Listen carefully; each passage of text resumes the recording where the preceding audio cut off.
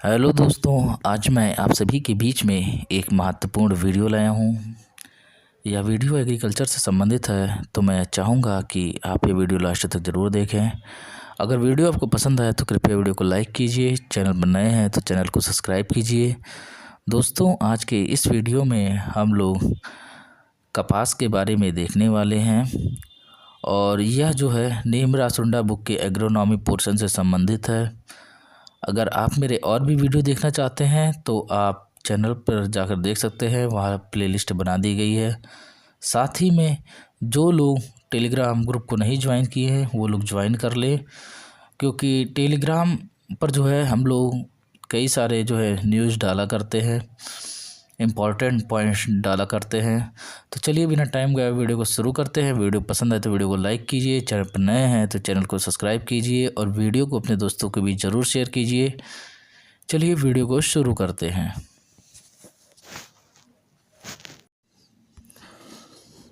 कपास जो cash plus रेशे वाली फसल है, इसे रेशा जो है मिलता है और साथ में इसे बेचकर हम पैसा भी प्राप्त करते हैं। कपास का वानस्पतिक नाम क्या है? गॉसिपियम स्पीसीज है। और कुल इसका क्या है? तो कुल इसका मालवेसी है। उत्पत्ति स्थान इसका भारत है। और कपास को जो है सफ़ेद सोना या रेशे वाला जो है फसलों का राजा भी कहते हैं। वाइट गोल्ड या किंग्स ऑफ फाइबर भी कहा जाता है कपास को। और कपास की खली में जो नाइट्रोजन होता है वो 6% पाया जाता है। और वहीं मूंगफली की खली में कितना परसेंट नाइट्रोजन होता है? तो 7.2 के करीब में होता है। और कुसुम की खली में 7.8 के करीब में, 8 या 9 के करीब में होता है। और विश्व में जो है कपास के क्षेत्रफल में भारत का स्थान जो है प्रथम स्थान है। और 2020 में देखा जाए तो भारत का उत्पादन में जो है द्वितीय स्थान है और चीन का जो है पहला और यूएसए का जो है तीसरा स्थान है। तो कपास क्या है? ये कैश प्लस रेशे वाली फसल है। वानस्पतिक नाम क्या है इसका? गॉसिपियम स्पीसीज है। और कुल क्या है इसका? कपास का जो कुल है वो मालवेसी है। उत्पत्ति स्थान क्या है? तो कपास का जो उत्पत्ति स्थान है वो भारत है। और कपास को क्या कहते हैं? तो सफ़ेद सोना या रेशे वाली जो है फसलों का राजा कहते हैं। वाइट गोल्ड या किंग्स ऑफ फाइबर कहते हैं। और गेहूं को जो है अनाजों का राजा कहते हैं। और कपास की खली में जो है 6% नाइट्रोजन पाया जाता है। और विश्व में कपास के क्षेत्रफल में भारत का स्थान जो है प्रथम स्थान है। और वर्ष 2020 में देखा जाए तो उत्पादन में जो है भारत का द्वितीय स्थान है, वहीं चीन का जो है पहला है और यूएसए का तीसरा है। पहले पे चीन है और फिर दूसरे पे भारत है और उसके बाद तीसरे पे जो है यूएसए है।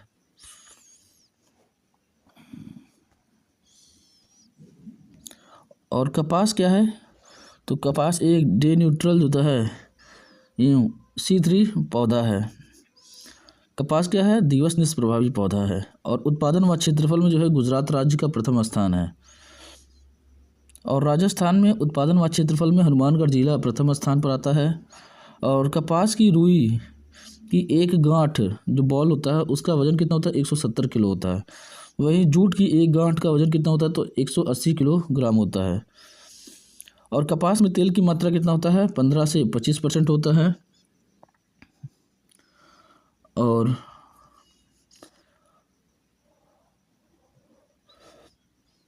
कपास में रेशा व जो होता है बिनौले के अनुपात कितना होता है? तो 33% के करीब में होता है। और उन्नत किस्मों में रेशा की मात्रा जो है बीजों से ज़्यादा होती है। और कपास जो है ये सीड प्लस लिंट से मिलकर बना होता है। और कॉटन सीड क्या होता है? लिंट को हटाने के बाद जो बीज बचता है वो कॉटन जो है सीड कहलाता है। तो कपास क्या है? ये डे न्यूट्रल प्लांट है और C3 पौधा है। भारत में उत्पादन में देखा जाए और क्षेत्रफल में देखा जाए तो गुजरात राज्य जो है प्रथम स्थान पे है। और कपास की रुई में जो है एक गांठ का वजन कितना होता है, तो 170 किलो होता है। जबकि जूट की एक गांठ यानी कि बॉल का वजन कितना होता है, 180 किलो होता है। और कपास में तेल की मात्रा कितना होता है, तो 15 से 25% पाया जाता है। और उसके बाद कपास में जो होता है रेशा व बिनौले का अनुपात कितना होता है, तो -33% होता है। और उन्नत किस्मों में रेशे की मात्रा जो है बीजों से ज़्यादा होती है। और कपास जो है सीड प्लस लिंट से मिलकर बना होता है। और कॉटन सीड क्या होता है, लिंट हटाने के बाद जो बीज बचता है उसे कॉटन सीड कहते हैं।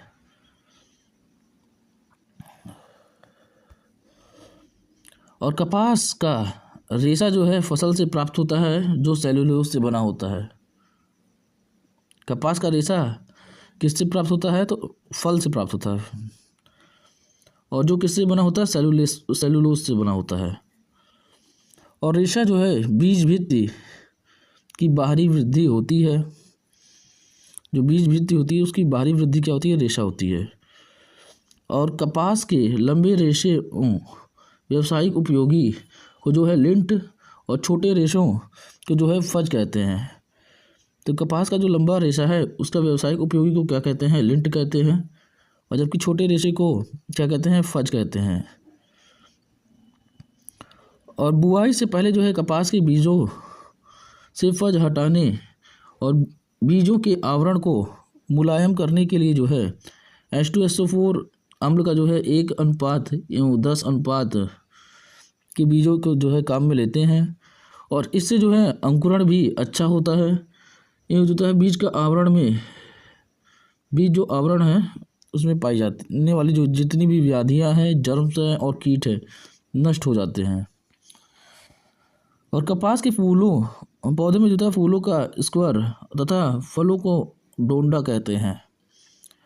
तो कपास का रेशा जो है फल से प्राप्त होता है, जो किससे बना होता है, तो सेलुलोज का बना होता है। ठीक है। और रेशा जो है बीज भित्ति की बाहरी वृद्धि होती है। रेशा क्या होता है, बीज भित्ति की बाहरी वृद्धि होती है।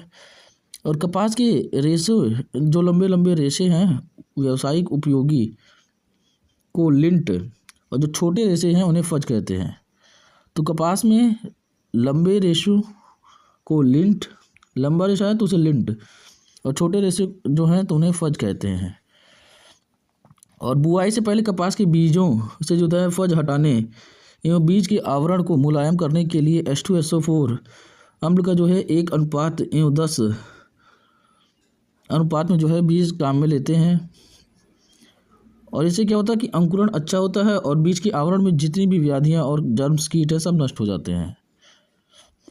और कपास के पौधे में फूलों को जो था स्क्वायर और फलों को जो था डोंडा कहते हैं। फूलों को क्या कहते हैं, स्क्वायर कहते हैं, और फलों को डोंडा कहते हैं। अब आता है कपास की शाखाएं। तो कपास में जो है 2 प्रकार की शाखाएं पाई जाती हैं। पहला है मोनोपोडियल होता है, दूसरा होता है सिम्पोडियल होता है। मोनोपोडियल क्या होता है, वनस्पति शाखाओं को जो है मोनोपोडियल शाखा कहते हैं। और सिम्पोडियल में क्या होता है कि कपास की प्रजननीय शाखाएं होती हैं जिन पर होता फल लगता है। तो कपास की शाखाएं क्या होती हैं, 2 प्रकार की शाखाएं पाई जाती हैं। पहला होता है मोनोपोडियल होता है, और मोनोपोडियल शाखा में क्या होता है कि वनस्पति शाखाओं को जो है मोनोपोडियल शाखा कहते हैं। और सिम्पोडियल दूसरा होता है। तो ये कपास में जो है प्रजननीय शाखाएं हैं जिन पर जो है फल लगता है। अब आता है परागण, पॉलिनेशन। तो कपास जो होता है बहुधा पर परागित होता है, ऑफ्टन क्रॉस पॉलिनेटेड। और इसमें जो परागण है वो मधुमक्खियों द्वारा होता है। तो कपास में जो परागण है वो किसके द्वारा होता है, मधुमक्खियों द्वारा। और ये क्या होती हैं, ये पर परागित होती हैं। और H4 जो है विश्व की पहली संकर हाइब्रिड किस्म है, और जिसे जो है सीटी पटेल ने जो है गुजरात में 1970 में विकसित किया था। तो पहला तो कपास क्या है, बहुधा परपरागित है, और परपरागण किस होता है, मधुमक्खियों द्वारा। और कपास में जो H4 विश्व की पहली संकर किस्म है, जिसे किसने विकसित किया था? तो सी.टी. पटेल ने 1970 में जो है विकसित किया था गुजरात में। कपास का वर्गीकरण, क्लासिफिकेशन। तो इसमें पहला आता है देसी कपास, जिसका 2n कितना होता है? 26 होता है। और दूसरा आता है अमेरिकन कपास, जिसका 2n कितना होता है? 52 होता है। तो देसी कपास क्या है? यह पुराने विश्व की कपास भी कहलाती है और इसमें गॉसिपियम आर्बोरियम और गॉसिपियम हर्बेसियम आता है। तो देसी कपास क्या है? इसमें 2n कितना होता है? 26। और पुराने विश्व की कपास भी यह कहलाती है। और इसमें कौन कौन सा आता है? तो गॉसिपियम आर्बोरियम आता है और गॉसिपियम हर्बेसियम आता है। अब दूसरा आता है अमेरिकन कपास या चतुर्गुणित। 2n कितना होता है इसका? तो 52 होता है। इसे नए विश्व की कपास भी कहते हैं। और इसमें कौन सा आता है? तो गॉसिपियम हिरसुटम आता है और गॉसिपियम बारबेंडस आता है। जो गॉसिपियम हिरसुटम है ये क्या है? ये एक अमेरिकन कपास है और बारबेंडस जो है ये इजिप्शियन कपास है। तो अमेरिकन कपास में कौन सा आता है? गॉसिपियम हिरसुटम और गॉसिपियम बारबेंडस। और देसी में कौन सा आता है? गॉसिपियम आर्बोरियम और गॉसिपियम हर्बेसियम आता है। अब बात करें मृदा एवं जलवायु की, सॉइल एंड क्लाइमेट का, तो उष्ण जलवायु का पौधा है ये। उसके बाद जो है बुआई जो इसका मई जून में उपयुक्त है। और भारत में 96% क्षेत्र पर जो है हिरसुटम की प्रजाति व उसके संकर को जो है उगाया जाता है। तो कितने परसेंट क्षेत्र पे? तो 96% क्षेत्र पर जो है हिरसुटम की प्रजाति और उसके संकर को जो है उगाया जाता है। और मृदा कैसे चाहिए होता है? तो मृदा जो है क्ले मृदा, क्ले चिकनी, उसके बाद होता है काली कपास मृदाएं होती है, इसमें सर्वोत्तम होती हैं। और जलोढ़ मृदा में जो है भी खेती की जा सकती है। तो मुख्य मृदा देखा जाए तो काली कपास मृदाएं सर्वोत्तम होती हैं, लेकिन जलोढ़ मृदा में भी इसकी खेती कर सकते हैं। और जलवायु जो होता है उष्ण जलवायु। और उसके बाद बुआई की बात करते हैं तो मई जून उपयुक्त होता है। और भारत में जो है 96% क्षेत्र पर कौन सी जो है प्रजाति की जाती है? तो हिरसुटम प्रजाति और उसके संकर को जो है उगाए जाते हैं। अब बात करें पीएच का, तो पीएच कितना चाहिए होता है? तो 5.5 से 8.5 पीएच चाहिए होता है। पीएच कितना चाहिए होता है? 5.5 से 8.5 पीएच चाहिए होता है। अच्छा, पीएच स्केल में अगर 7 से नीचे है तो वो क्या होता है? अम्लीय होता है। अगर 7 है तो उदासीन होता है। और 7 से ऊपर है तो क्षारीय व थोड़ा सा कुछ ज़्यादा ऊपर है तो लवणीय हो जाएगा। अब तापमान की बात करते हैं, टेम्परेचर। तो बीज अंकुरण के लिए कितना चाहिए होता है? तो 16 डिग्री सेल्सियस से अधिक चाहिए होता है। वनस्पति वृद्धि के लिए कितना चाहिए होता है? तो 21 से 27 डिग्री सेल्सियस चाहिए होता है। और उसके बाद फल पकते समय कितना चाहिए होता है? तो 27 से 32 डिग्री सेल्सियस चाहिए होता है। तो तापमान कितना चाहिए होता है? तो बीज अंकुरण के लिए 16 डिग्री सेल्सियस है। और उसके बाद फिर कहते हैं वनस्पतिक वृद्धि के लिए कितना चाहिए होता है? तो 21 से 27 डिग्री सेल्सियस। और उसके बाद जो था फल पकते समय कितना चाहिए होता है? तो 27 से जो है 32 डिग्री सेल्सियस। अब किस्मों की बात करते हैं तो इसमें आता है देसी कपास की किस्में पहला, जिसमें कौन आता? लोहित आता है, जो कि सूखा सहनशील है और लाल रंग का पौधा होता है। 10 से 12 कुंटल जो होता है उपज पर हेक्टेयर प्राप्त होता है। और उसके बाद कौन सा आता? दिग्विजय आता है। उसके बाद प्रताप जो होता है कृषि वन आता है, जो कि असिंचित क्षेत्रों के लिए है। ये पॉइंट है ना। और उसके बाद गिरनार आता है, RG 8 आता है। तो देसी कपास की किस्म में कौन सा आता है? तो लोहित आता है, जो कि सूखा सहनशील है और लाल रंग का जो होता है पौधा है और 10 से 12 कुंटल पर हेक्टेयर यील्ड देता है। और प्रताप जो होता है कृषि वन का है, असिंचित क्षेत्र के लिए है। और बाकी दिग्विजय, गिरनार, RG 8 आता है। अब अमेरिकी किस्में, तो अमेरिकी किस्मों में कौन सा आता है? तो बीकानेरी नरमा आता है, 160 से 180 दिन में जो है पककर तैयार हो जाता है। और राजस्थान, पंजाब, हरियाणा और शुष्क क्षेत्रों के लिए उपयुक्त है। उसके बाद गंगानगर अगेती आता है, सुजाता आता है, सुवीन आता है, RS 89 आता है, जो कि ARS से विकसित और सिंचित क्षेत्रों हेतु उपयुक्त है। उसके बाद RS 2013 आता है, RST 875 आता है, RST 9 आता है। तो अमेरिकन किस्मों में कौन सा आता है? बीकानेरी नरमा आता है, जो कि 160 से 180 दिन में जो होता है पककर तैयार हो जाता है। और गंगानगर अगेती आता है, सुजाता आता है, सुहीन आता है, RS 89 आता है, RS 2013 आता है, RST 875 आता है, RST 9 आता है। और उसके बाद जो है अब संकर किस्म है। तो संकर किस्म में कौन सा है? H4 है, जो कि संकर 4 हाइब्रिड 4 कपास का जो है प्रथम हाइब्रिड है ये। और जो CT पटेल द्वारा जो है GAU से जो है विकसित किया गया था। ये इम्पोर्टेंट है कपास में वैरायटी। तो H4 जो है किसके द्वारा विकसित किया गया था? CT पटेल द्वारा विकसित किया गया था। फिर H6 आता है, फिर GJ 22 आता है, वारा लक्ष्मी आता है,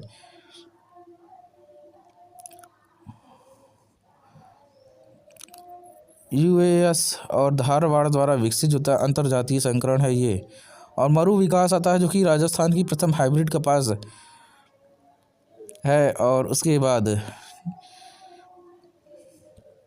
सूर्या सविता आता है, MCU 5 आता है, अत्यधिक लंबा रेशा पाया जाता है, धनलक्ष्मी आता है। तो वैरायटी में कौन कौन सा है? H4 जिसे CT पटेल द्वारा विकसित किया गया था, फिर H6 आता है, GJ 22 आता है, वारा लक्ष्मी आता है, ये भी इम्पोर्टेंट है। और मरु विकास आता है, सूर्या आता है, सविता आता है, और MCU जो होता है 5 आता है, धनलक्ष्मी आता है।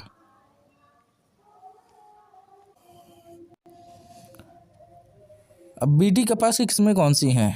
तो BT कपास में जो होता है अंकुर आता है, MECH 4 आता है, RCH 138 आता है, MECH जो है 162 आता है, बॉलगार्ड 2 आता है।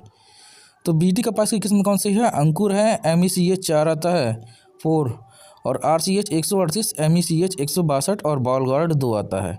अब बात करें तो बीज दर, अगला है बीज दर। तो देसी कपास में 10 से 18 kg पर हेक्टेयर, और 45 से जो है 60 इंटू जो है 15 सेंटीमीटर का जो है स्पेसिंग रखते हैं।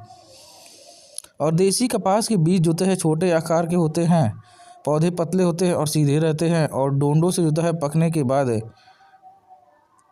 रुई नहीं झड़ती है। और रेशा आकार होता है मोटा होता है और छोटा होता है, और कीट व्याधियों का प्रकोप इसमें कम होता है। तो देसी कपास बीज दर कितना चाहिए होता है? 10 से जो है 18 kg पर हेक्टेयर। और उसके बाद फिर स्पेसिंग कितना चाहिए होता है? तो 45 से जो है 60 इंटू 15 सेंटीमीटर। और देसी कपास के बीज कैसे होते हैं? तो छोटे आकार के होते हैं, पतले और सीधे होते हैं, और डोंडे से पकने के बाद जो है रुइयाँ नहीं झड़ती। इसमें रोग और कीटों का प्रकोप जो होता है इसमें कम रहता है, कीट तथा व्याधियों का प्रकोप इसमें कम रहता है। अब आता है अमेरिकन कपास। तो अमेरिकन कपास के लिए बीज दर कितना चाहिए होता है? 18 से 20 kg पर हेक्टेयर चाहिए होता है। और दूरी कितना चाहिए होता है? तो 60 इंटू जो होता है 30 सेंटीमीटर रखते हैं। और पौधों की संख्या कितना चाहिए होता है? तो 55,000 प्रति हेक्टेयर चाहिए होता है। और इस कपास के बीज जो होता है बड़े आकार के होते हैं, और पौधे जो होता है बड़े होते हैं, वह झाड़ी नुमा होते हैं, और रुइयाँ जो होता है चमकीली होती हैं, लेकिन पकने पर जो होता है झड़ती हैं। इस कपास में जो होता है बीमारियों का प्रकोप ज़्यादा होता है। और उसके बाद रेशा पतला हुआ जो होता है लंबा होता है, 2 सेंटीमीटर से अधिक लंबा होता है। तो अमेरिकन कपास 18 से 20 kg पर हेक्टेयर, दूरी 60 इंटू 30 सेंटीमीटर, पौधों की संख्या कितना होता है? तो 55,000 प्रति हेक्टेयर। और इसमें बीमारी का प्रकोप ज़्यादा रहता है, रेशा पतला हुआ लंबा रहता है, 2 सेंटीमीटर से अधिक। और इसके बाद इस कपास में जो है बीज आकार में बड़े होते हैं और झाड़ी नुमा होते हैं, और कई जो होता है चमकीली होती है, लेकिन पकने पर झड़ती है। अब संकर कपास आता है 2 से 3 kg पर हेक्टेयर होते हैं, और दूरी कितना चाहिए होता है? 100 इंटू जो होता है 60 सेंटीमीटर का, और 13,300 जो है 88 प्लांट पर हेक्टेयर चाहिए होता है। तो संकर कपास क्या है? 2 से 3 kg जो है पर हेक्टेयर बीज की आवश्यकता होती है, और दूरी 100 इंटू जो है 60 सेंटीमीटर, और प्लांट कितना चाहिए होता है? तो 13,388। अब आता है BT कपास। तो बीटी कपास का बीज दर कितना, 1 से 1.5 kg पर हेक्टेयर। और दूरी कितना चाहिए होता है, 100 × 100 सेंटीमीटर, जिसमें 10,000 प्लांट्स पर हेक्टेयर होता है। और बीटी कपास के बीजों के पैकेट के साथ होता है 20% नॉन बीटी कपास के भी दिए जाते हैं, और जिसे लगाना आवश्यक होता है, जिन्हें लगाना आवश्यक होता है। और जिससे क्या होता है, कपास की डंडों की लटें बीटी कपास के प्रति प्रतिरोधी नहीं हो पाती है। तो बीटी कपास के बीजों के पैकेट के साथ 20% बीज जो है नॉन बीटी कपास के भी दिए जाते हैं, और जिससे क्या होता है, लगाना आवश्यक होता है, जिससे कपास की जो डोंडे के लटें हैं वो बीटी कपास के प्रति प्रतिरोधी नहीं हो पाती हैं।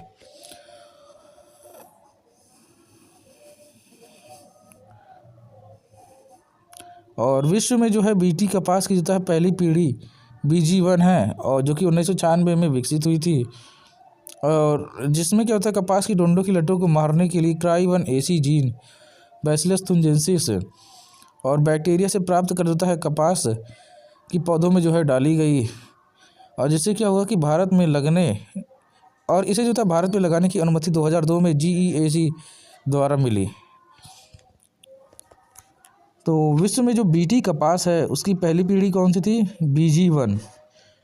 कब विकसित हुआ, तो 1996 में विकसित हुआ, और जिसमें क्या होता है कि कपास के जो डोंडों की लटें हैं उनको मारने वाली CRY1AC जीन बैसिलस थुनजेंसिस जो बैक्टीरिया से प्राप्त कर कपास के पौधों में डाली गई थी, और जिससे क्या होता है कि भारत में लगाने की अनुमति 2002 में जो है GEAC द्वारा मिला।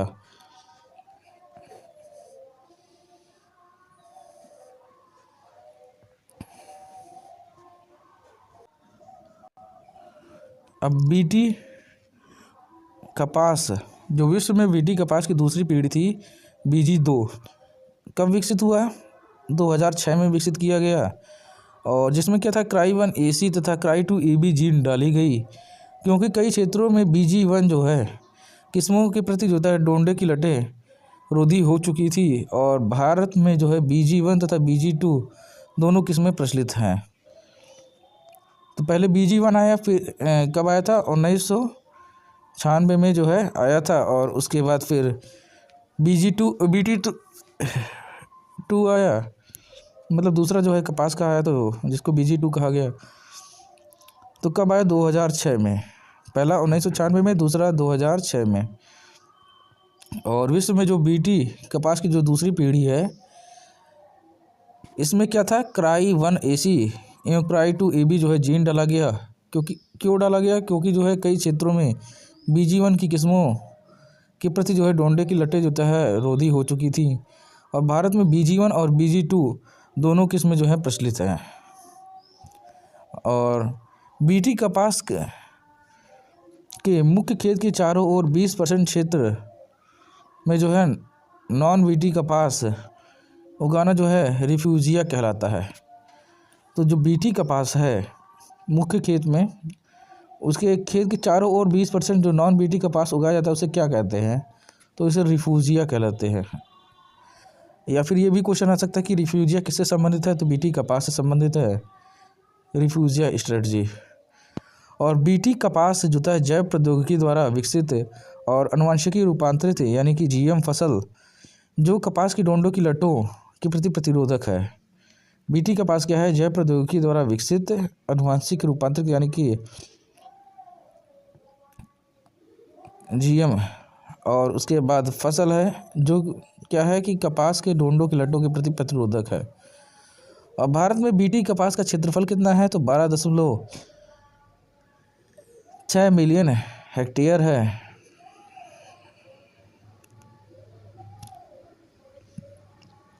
तो भारत में जो है बीटी कपास का क्षेत्रफल कितना है, 12.6 मिलियन हेक्टेयर, जो कि कुल कपास का जो है 96% है। और बीटी कपास की जो है भारत में स्वीकृति कितना है, तो भारत में स्वीकृति 2002 में, और व्यावसायिक उत्पादन जो है 2002 से 2003 में प्रारंभ हुआ। तो बीटी कपास की जो है भारत में स्वीकृति कितना है, 2002, और व्यावसायिक उत्पादन 2002 से 2003 में प्रारंभ हुआ।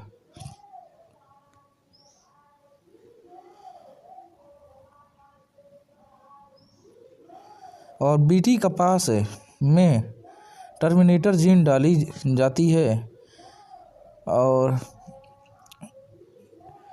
इसका जो प्रभाव होता है वो पौधों में केवल 1 वर्ष तक रहता है और इस कारण जो है बीटी कपास के बीज जो है प्रति वर्ष जो है नए खरीदने पड़ते हैं।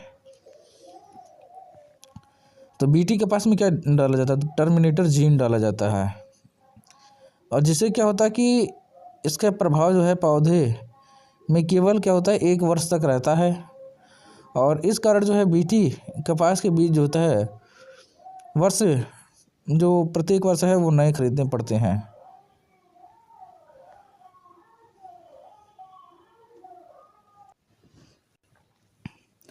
अब खरपतवार प्रबंधन वीड मैनेजमेंट, तो इसमें एलाक्लोर या लासो का जो है प्रयोग होता है @ 1 kg पर हेक्टेयर अंकुरण से पूर्व और उसके बेसालिन का प्रयोग होता है जिसको फ्लूक्लोरिलिन कहते हैं @ 1 kg पर हेक्टेयर बुआई से पूर्व और उसके बाद डाईयूरान का प्रयोग होता है अंकुरण से पूर्व प्री इमर्जेंस के तौर पे @ 0.5 kg पर हेक्टेयर और यह कपास का जो था शाकनाशी कहलाता है। और कपास में कभी भी जो था 2,4-D खरपतवार राशि काम में नहीं लेते हैं क्योंकि यह जो है पौधे पर विषैला प्रभाव डालता है और इसके प्रयोग से कपास की जो है पत्तियां उंगली नुमा हो जाती हैं। ये इम्पोर्टेंट है। तो कपास में जो है कभी भी क्या नहीं डालते हैं, तो 2,4-D खरपतवार नाशी काम में नहीं लेते हैं क्योंकि ये विषैला प्रभाव डालता है और जिससे क्या होता है कि कपास की जो पत्तियां हैं वो उंगली नुमा हो जाती हैं। अब बाकी किसका प्रयोग करते हैं? एलाक्लोर का प्रयोग करते हैं, बेसालिन का प्रयोग करते हैं, डाईयूरान का प्रयोग करते हैं। अब आता है कपास का दैहिक विकार, तो इसमें आता है तिराक। तिराक क्या होता है कि गांठ जिसको सीड वॉल कहते हैं का परिपक्व होने से पहले जो है फट जाना तिराक कहलाता है। गांठ का जो है परिपक्व होने से पहले फट जाना क्या कहलाता है? तिराक कहलाता है। और यह समस्या जो है क्षारीय मृदा में नाइट्रोजन की कमी से होती है और वहाँ ज़्यादा होती है। तो तिराक किस में होता है? तो यह कपास में होता है। पहला क्वेश्चन ऐसे बनेगा। और दूसरा, कपास में जो तिराक होता है वो किसकी वजह से होता है? तो क्षारीय मृदा में नाइट्रोजन की कमी से होता है। और तिराक में कौन सी क्रियाएं होती हैं? तो गांठ जो है परिपक्व होने से पहले जो है फट जाता है। और लिटिल लीफ, इस विकार में क्या होता है कि पौधे की जो पत्तियां हैं वो छोटी हो जाती हैं और जो किसकी वजह से होता है? तो जिंक की कमी से होता है। तो लिटिल लीफ में क्या होता है? इस विकार में पौधे की जो पत्तियां हैं वो छोटी हो जाती हैं और जो किसकी वजह से होता है? तो जिंक की कमी से होती है। अच्छा, धान में खैरा रोग होता है वो किसकी वजह से होता है? तो वो भी जिंक की कमी की वजह से होता है। और टमाटर में जो ब्लॉसम एंड रॉट होता है वो किसकी वजह से होता है? इसको आप लोग कमेंट कीजिए। और क्रिंकल लीफ, इस विकार में क्या होता है कि पौधे की पत्तियां जो है वो सिकुड़ जाती है और मैग्नीज की अधिकता से होता है। तो लिटिल लीफ में क्या होगा? जिंक की कमी से होता है, पौधे की पत्तियां छोटी हो जाती है। और क्रिंकल लीफ में क्या होता है? मैग्नीज की अधिकता से होता है और पत्तियां सिकुड़ जाती हैं। और उसके बाद तिराक में क्या होता है? नाइट्रोजन की जो है कमी से होता है और गांठ जो है परिपक्व होने से पहले फट जाते हैं। अब आता है कपास में ओटाई गेनिंग जो होता है कितना होता है? तो 33% पाई जाती है। और नेपीनेस क्या होता है? तो रेशे की मोटाई यानी कि फाइबर थिकनेस नापते हैं। और उसके बाद फाइबर फाइननेस जो मेज़र किया जाता है किसको? माइक्रोनायर से। और कॉटन स्टेबल लेंथ किससे जो है मेजर किया जाता है? तो एरियोलोमीटर से। और गॉसिपाल नामक जो है विषैला तत्व कपास के बिनौले में जो है पाया जाता है। तो गॉसिपाल नामक विषैला तत्व किससे संबंधित है? तो कपास के बिनौले से। तो कपास में गिनिंग परसेंट कितना होता है? 33%। और नेपीनेस में क्या होता है कि रेशे की मोटाई पर नापते हैं। और फाइबर फाइननेस होता है किससे मेजर किया जाता है? तो माइक्रोनायर से। और कॉटन का जो स्टेपल लेंथ है वो किससे मेजर किया जाता है? एरियोलोमीटर द्वारा। और गॉसिपाल नामक जो है विषैला तत्व कपास के बिनौले में जो है पाया जाता है। अब कीट की बात करते हैं तो कपास की लटें जिसको बॉल वर्म जो है कॉम्प्लेक्स कहते हैं। तो बीटी कपास की किस्में जो है लगाने से क्या होता है, पहले मुख्य कीट लगाने से पहले जो था मुख्य कीट, तो इसमें आता है अमेरिकन लट आता है जिसको अमेरिकन बॉल वर्म कहते हैं या हेलिकोवर्पा आर्मीजीरा।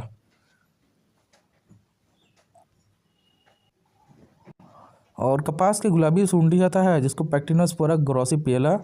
और यह जो होता है कपास के जो होता है परिपक्व फल को खाता है और सबसे भयंकर कीट है। और धब्बेदार भूरी सुंडी जिसको इरियाज इंसुलिना कहते हैं। और पत्ती मोड़क लीफ रोलर साइलेप्टा जो होता है डेरोगेटा आता है। तो कपास की लटें बॉल वर्म कॉम्प्लेक्स में क्या होता है कि बीटी कपास की किस्में लगाने से पहले मुख्य कीट है। जैसे अमेरिकन लट आता है, अमेरिकन बॉल वर्म, हेलिकोवर्पा आर्मीजीरा आता है। और कपास की गुलाबी सूड़ी आता है पैक्टिनोस्पोरा ग्रोसिपिएला आता है। और कपास के परिपक्व फल को खाता है, सबसे भयंकर कीट है। और धब्बेदार भूरी सूड़ी आता है, इरियाज इंसुलिना आता है। और पत्ती मोड़क लीफ रोलर आता है जिसमें साइलेप्टा डेरोगेटा आता है। अब आता है कपास के लट्टों का नियंत्रण कैसे किया जाता है। तो इसमें जो है बीटी कॉटन की किस्में लगाने से होता है कपास के डोंडों की लट्टें फसल पर नुकसान नहीं पहुंचाती हैं। बीटी कपास की किस्में लगाओगे तो डोंडे की लट्टे से जो है कपास बच जाता है। और गुलाबी डोंडे की लट के लिए जो है फेरोमोन ट्रैप लगाते हैं। तो गुलाबी डोंडे की लट के लिए क्या लगाते हैं, तो फेरोमोन ट्रैप लगाते हैं। और एनपीवी कितना चाहिए होता है, तो @250 से जो है 500 LE पर हेक्टेयर प्रयोग करते हैं। और बीटी घोल कितना चाहिए होता है, 1 kg पर हेक्टेयर स्प्रे करते हैं। तो बीटी घोल कितना करते हैं, तो 1 kg पर हेक्टेयर स्प्रे करते हैं।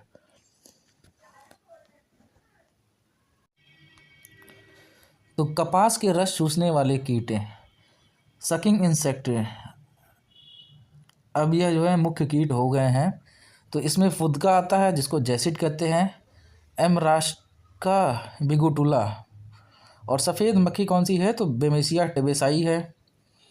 और रेड कॉटन बग डेस डरकस सिंगुलेटस। तो फुदका कौन सा है, एमरास्का बिगुटुला। और सफ़ेद मक्खी बेमेसिया टेबेसाई। और रेड कॉटन बग कौन सा, तो डेस डरकस सिंगुलेटस है। ये सब कौन सी कीट हैं, तो ये कपास के जो है रस चूसने वाले कीट हैं, सकिंग इंसेक्ट हैं। और रेड कॉटन बग जो है कपास की उटाई करते समय रुई के साथ ग्रिंड होने पर जो है लाल रंग से रंग देता है। जो रेड कॉटन बग है, कपास का जब उटाई होता है तो उस समय जो होता है रुई के साथ ग्रिंड होने पर क्या होता है, उसको जो होता है लाल रंग से रंग देता है। और रस चूसने वाले कीटों का नियंत्रण कैसे किया जाता है, तो इसमें जो है इमिडाक्लोप्रिड का 200 ml प्रति हेक्टेयर की दर से छिड़काव करते हैं। और डाइमेथोएट @1 लीटर जो है प्रति हेक्टेयर की दर से जो है स्प्रे करते हैं।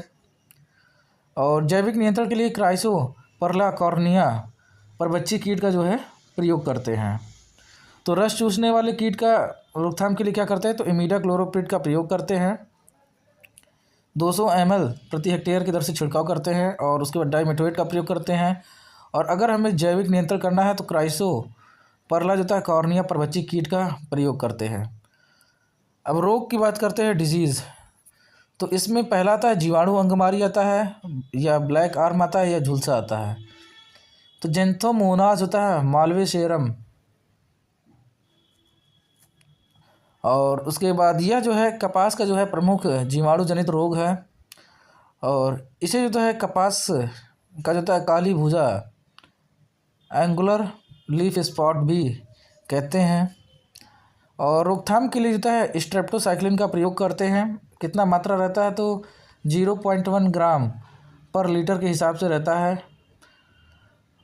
एवं जो है कॉपर ऑक्सीक्लोराइड का जो है @1 ग्राम प्रति लीटर के हिसाब से प्रयोग करते हैं। तो रोग कौन सा आता है, पहला रोग कौन सा है, तो जीवाणु अंगमारी है। इसका अदर नाम ब्लैक आर्म भी है, झुलसा भी है, जेंथोमोनास मालवे सेरम। और उसके बाद यह जो है प्रमुख जीवाणु जनित रोग है कपास का, और इसे एंगुलर लीफ स्पॉट भी कहते हैं। नियंत्रण के लिए स्ट्रेप्टोसाइक्लिन का प्रयोग करते हैं @ 0.1 ग्राम पर लीटर के हिसाब से, या फिर कॉपर ऑक्सीक्लोराइड का भी हम प्रयोग कर सकते हैं। फिर दूसरा आता है उकठा, जिसको फ्यूजेरियम स्पीसीज है, और मैनकोजेब का प्रयोग करते हैं, 0.2% का छिड़काव करते हैं। तो पहला जीवाणु अंगमारी है, दूसरा उकठा है, ये रोग लगते हैं।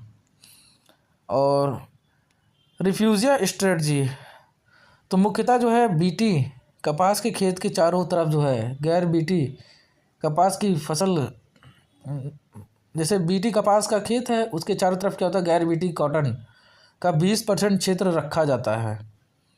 और इसका उद्देश्य क्या होता है, तो उद्देश्य उसका यही होता है कि बीटी कपास के खिलाफ बॉल लट्टू का प्रतिरोध को रोकना, प्रतिरोधक क्षमता ना है, इसीलिए। तो रेफ्यूजिया स्ट्रेटजी में क्या होता है, मुख्य बीटी कपास के खेत के चारों तरफ गैर बीटी कपास के लिए जो है 20% क्षेत्र रखा जाता है। और इसके पीछे उद्देश्य क्या होता है, तो बीटी कपास के खिलाफ बॉल लट्टू का जो है प्रतिरोध को रोकना होता है। अब इम्पॉर्टेंट पॉइंट, तो कपास में फाइबर की लंबाई एवं पतलापन किसके कारण होता है, तो आनुवंशिकी लक्षण की वजह से होता है। कपास में जो फाइबर की लंबाई और पतलापन क्या है, किसके कारण होता है, तो आनुवंशिकी लक्षण की वजह से है इसके।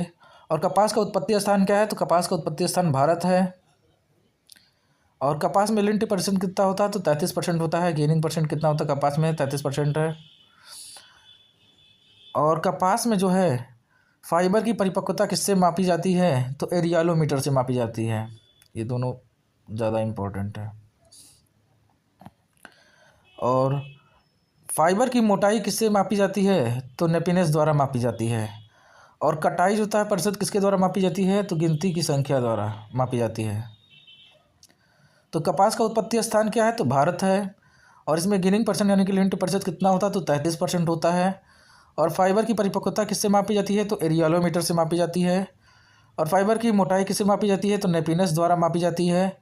और कटाई % जो होता है किसके द्वारा मापी जाती है, तो गिनती की संख्या यानी कि जो है नंबर्स ऑफ काउंट द्वारा मापी जाती है। और कपास में एक बॉल का वजन कितना होता है, तो 170 किलो होता है। कपास में एक बॉल का वजन कितना होता है, तो 170 किलो। और कपास का जो बीज है उसमें तेल की मात्रा 14.5 से जोता है 25.6% तक होता है। और कपास के बीज में मौजूद विषाक्त कौन सा है, वड़क या फिनोल यौगिक कौन सा, तो गॉसिपॉल है। जो कपास का बीज है उसमें जो विषाक्त वड़क या फिर फिनोल यौगिक कौन सा है, तो गॉसिपॉल है। और कपास का रेशा यानी कि कॉटन फाइबर बीज आवरण की जो है एक एपिडर्मल कोशिका की वृद्धि एवं बहिर्गमन है। तो कपास की एक गठरी का वजन कितना होता है, तो 170 किलो एक बॉल का वजन, और जबकि जूट में जो है 180 किलो। और उसके बाद कपास के बीज में जो है तेल की मात्रा कितना होता है, तो 14.5% से जो है 25.6% होता है। और कपास के बीज में जो था मौजूद विषाक्त वड़क कौन सा है, या फिर फिनोल यौगिक कहें तो गॉसिपॉल है। और कपास का रेशा जो है बीज के आवरण के एक एपिडर्मल कोशिकाओं में जो है वृद्धि और बहिर्गमन है। तो दोस्तों, ये था आज का वीडियो। अगर वीडियो आपको पसंद आए तो कृपया वीडियो को लाइक कीजिए। अगर चैनल पर नए हैं तो चैनल को सब्सक्राइब कीजिए। मिलते हैं हम आपसे अगले वीडियो में। तब तक के लिए टाटा बाय बाय।